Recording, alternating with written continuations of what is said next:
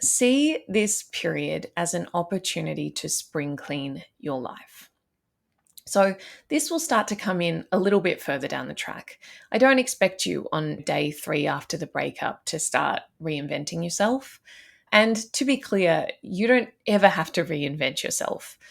There's nothing wrong with you, right? But I think that it can be really nice and can give you a sense of renewal and agency over the story and your role in it to go, okay, this is an opportunity to see it as a fresh start, as a new chapter, as a new beginning, and to step into that in a really empowered, deliberate way, rather than floating around rudderless, going, oh my God, how has this happened? I'm alone. I can't live without them. What am I ever going to do?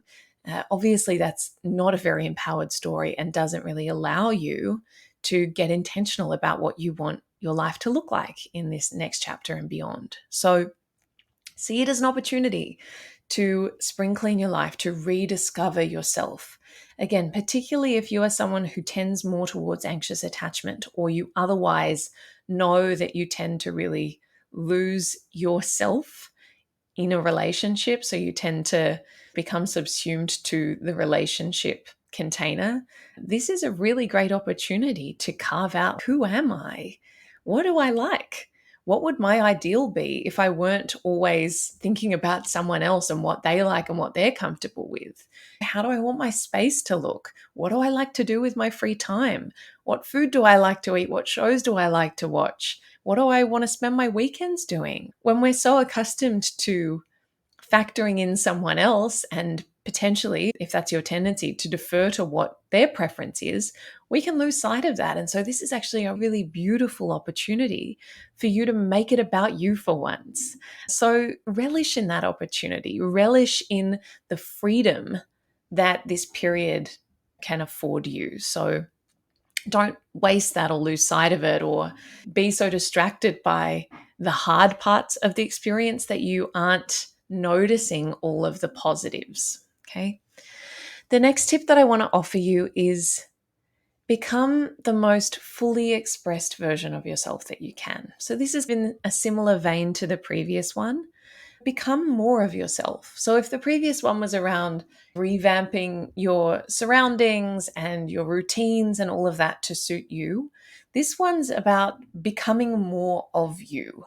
So, doing things that once would have scared you, or doing things that you never thought that you could, or that you've always wanted to, but you thought, oh no, I couldn't do that. Maybe you could, right? Challenge yourself, become more fully expressed, learn to overcome those fears or nerves or embarrassment or shame or any of those other things that have held you back from doing things that you've always been curious about or interested in. So, again, it's easy to get lazy and really comfortable and cozy in a long term relationship. I think that a lot of us who are in long term relationships can relate to that, right?